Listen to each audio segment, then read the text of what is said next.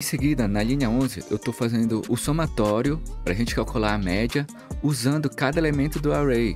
Fala, doutor, e lá vamos nós para mais um vídeo do canal do Engenheiro Moderno. Meu nome é Wesley e hoje você vai aprender o que são arrays com a ajuda do grande ídolo nacional brasileiro, Ayrton Senna. Hoje vai ter velocidade, vai ter emoção aqui no canal. Aí vencendo na reta, é o final da prova. Ayrton Senna na ponta dos dedos. Ayrton, Ayrton, Ayrton!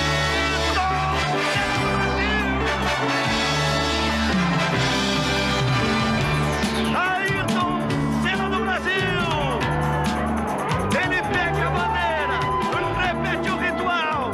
Vai Ayrton Senna, vai a loucura, arquibancada Interlagos.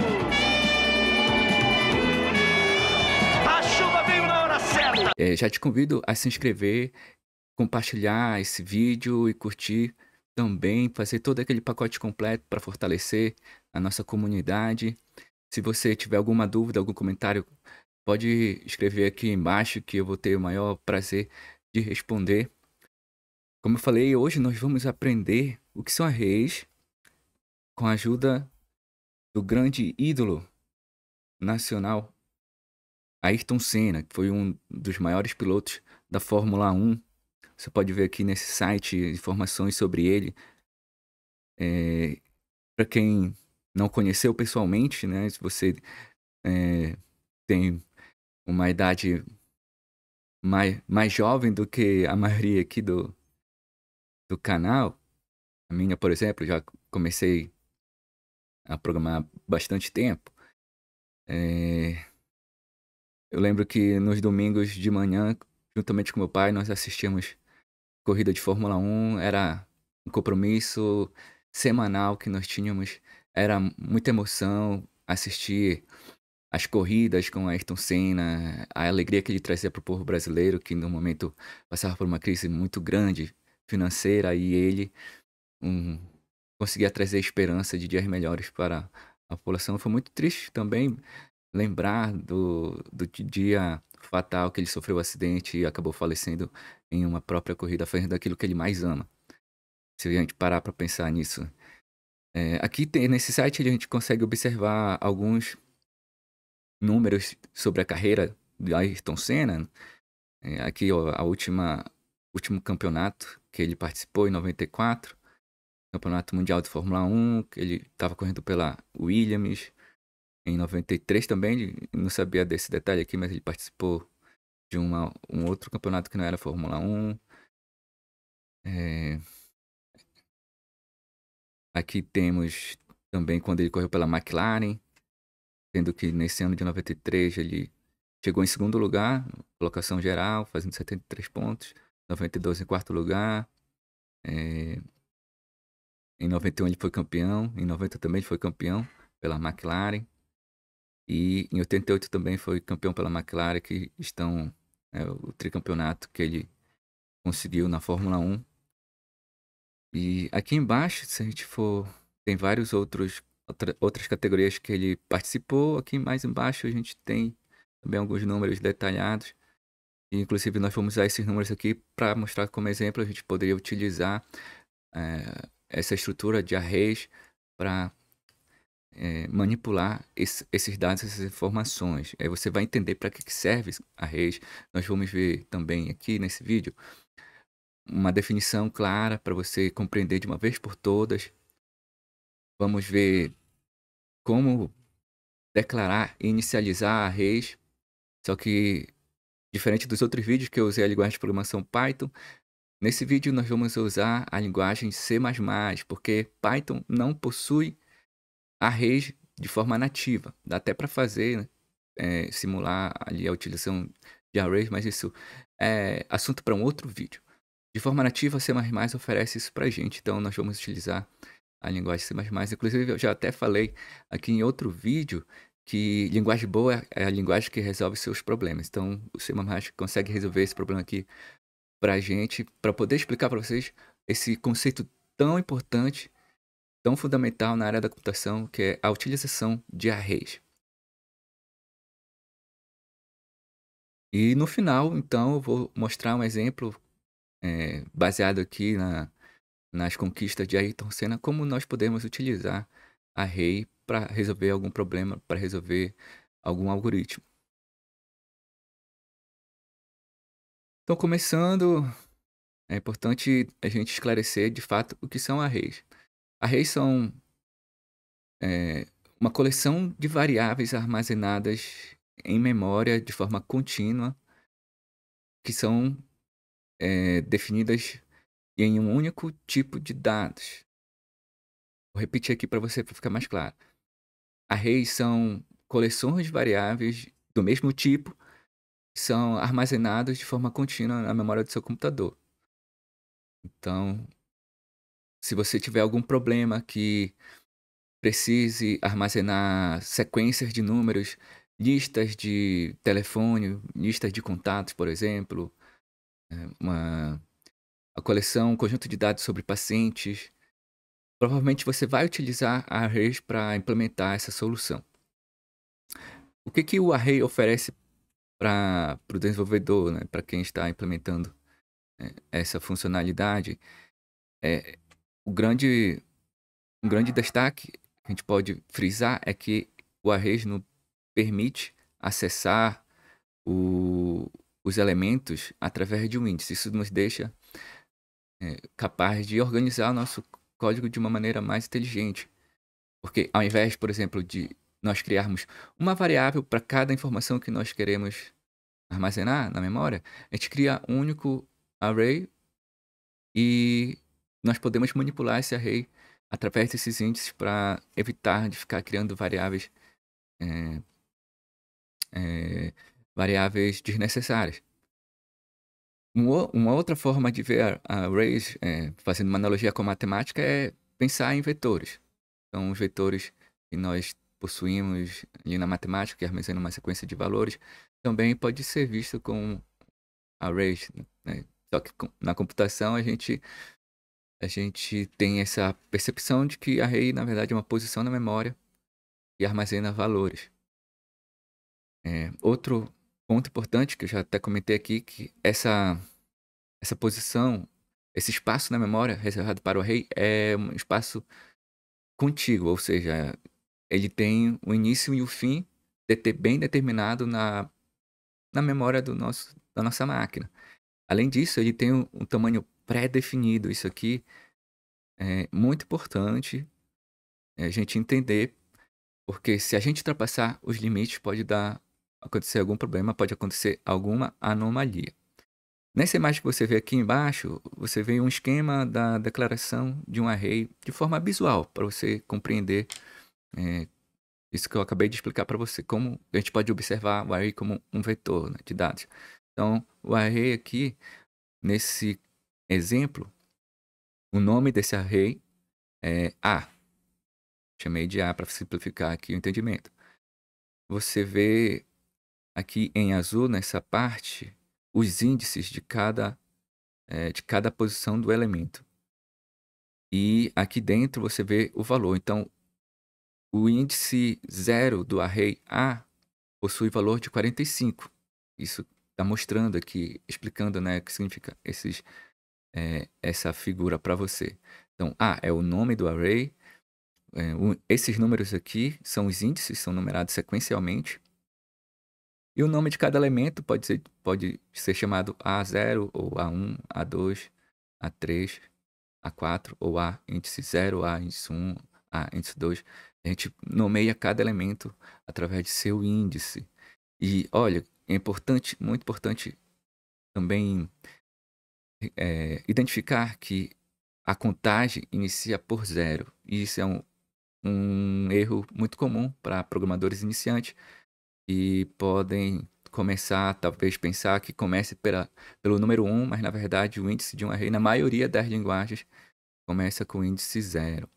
Então, o array você pode utilizar para armazenar uma lista de nomes, uma lista de números importantes, uma lista de dados sobre o paciente. Por exemplo, no meu doutorado, eu usei arrays para armazenar o piloto, o sinal de um canal de comunicação que era transmitido, né, através desse canal e era enviado ali para o receptor, e aí ele fazia a decodificação para estimar qual era o canal que estava passando, ali, a qualidade do canal que estava sendo transmitido, esse sinal de comunicação, utilizando ali aprendizado profundo, né, Deep Learning, para fazer essa estimativa. Então, a utilização de arrays, existem os mais variados tipos, das mais variadas possibilidades. Você precisa conhecer e entender para que serve, né, e como utilizar essa estrutura.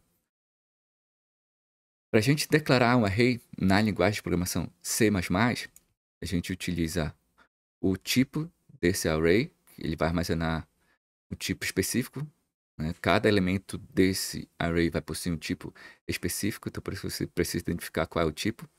E o identificador, que vai ser o nome que você vai batizar o array, você vai abrir colchetes e vai incluir o tamanho desse array dentro dos colchetes e ponto e vírgula, né, para fechar o comando.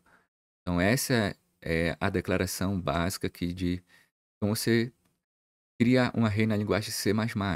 Aqui a gente tem um exemplo que eu estou criando um array de 5 posições. Então int é o tipo dele, o a é o nome desse array, abri a colchete e botei aqui 5 para dizer o tamanho desse array. Eu poderia começar também inicializando esse array da seguinte maneira, colocando o tipo, o nome e o tamanho desse array entre colchetes, e já passar a lista de valores que eu quero que ele armazene.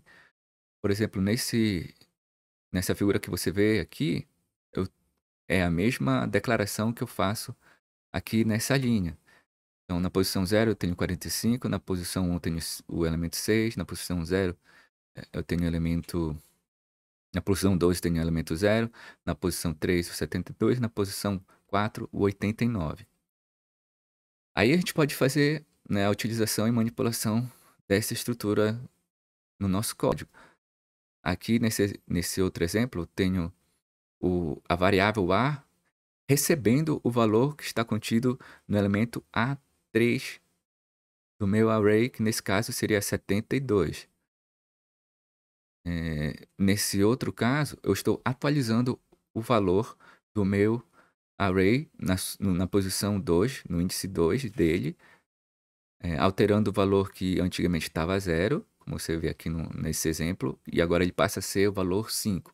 Então assim, eu consigo declarar um array, eu consigo utilizar o valor que está sendo armazenado em determinado momento nesse array, e também consigo ajustar, alterar esse valor, se for preciso, em alguma posição. Muito bem, agora vamos para o exemplo prático, colocar isso aqui no código para ver como funciona a criação e a utilização de arrays utilizando a linguagem C++.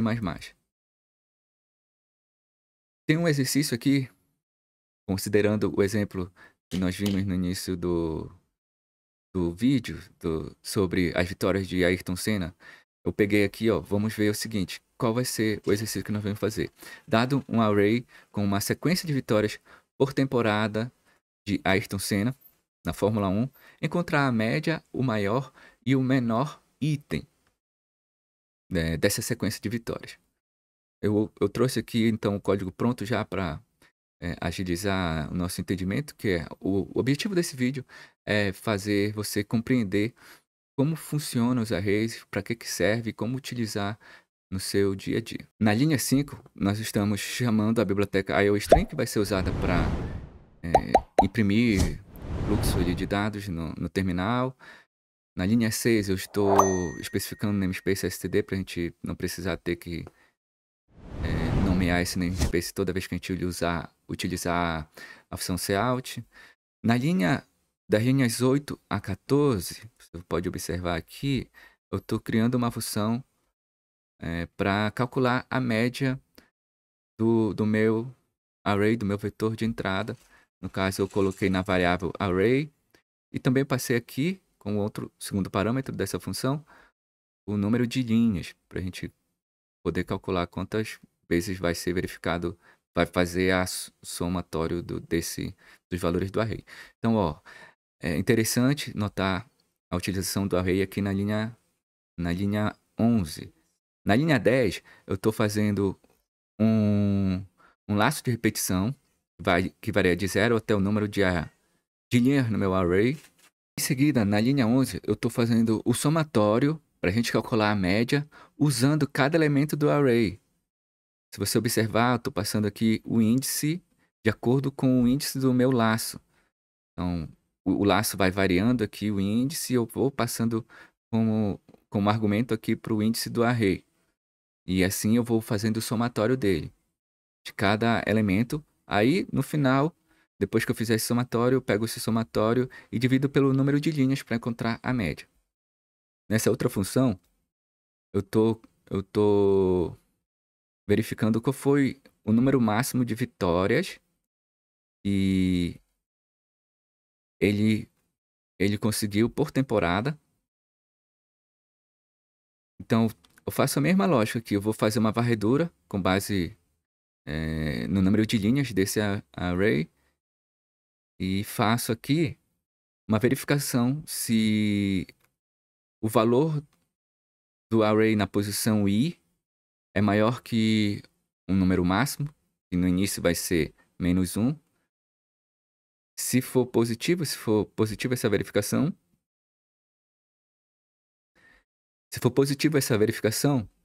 eu altero o valor do número máximo com o valor da minha posição atual que está percorrendo esse array. Então, com isso eu vou conseguir saber qual é o número máximo de vitórias, o recorde de vitórias de Ayrton Senna. E para saber o mínimo também, praticamente a mesma lógica, mas com o operador trocado. Então, eu comparo se o valor do array, do elemento do array atual, é menor que um valor mínimo, que aí no caso eu coloquei num valor bem grande, e ele vai sendo atualizado toda vez que esse número mínimo for superado, e armazeno na variável número mínimo, e retorno essa variável aqui também nessa função. Aqui no programa principal, eu faço a inicialização desses valores daquela maneira, utilizando o tipo, o nome do meu array, nesse caso vai ser range, passando a quantidade de elementos, a quantidade de posições que estou tendo nesse momento da declaração do array e os valores que eu posso utilizar para armazenar na memória esses dados que eu obtive no site aqui dessa base de dados, exatamente a quantidade de vitórias que ele teve ao longo dos anos, e eu peguei só os 10 anos que ele passou, né, na Fórmula 1, de 84 a 94, peguei só esses 10 e coloquei no meu array, ou no meu vetor. Na linha 40, na 42 e 44, eu chamo as funções que eu havia criado para calcular a média, para calcular o máximo e o mínimo baseado nesse array de entrada que eu criei. Então, vou compilar aqui esse código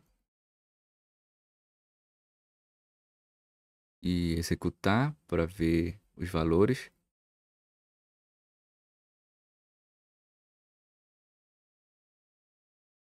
E a gente observa como ele calculou. Então, a média de vitórias de Senna é 4 vitórias por temporada.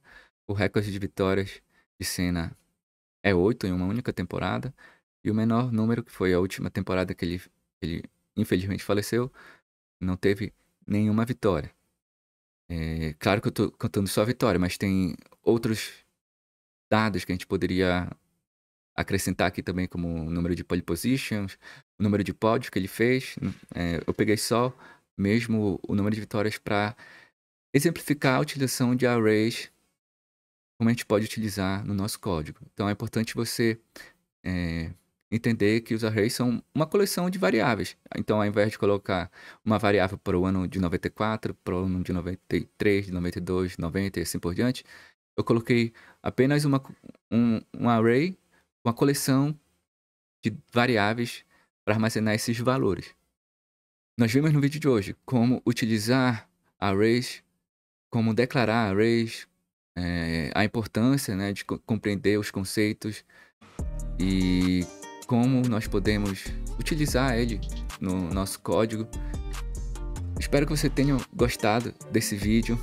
Às vezes parece que alguns conceitos são difíceis de entender na hora, mas continue praticando, continue se esforçando, que com o passar do tempo você vai compreender esses conceitos que aparentemente, principalmente você que está começando agora, pode ser difícil, mas lembre-se, se você quer ser bem-sucedido, não só na programação, mas qualquer área da sua vida, é preciso ter dedicação total, buscar sempre o seu limite e dar o melhor de si. Muito obrigado por sua atenção.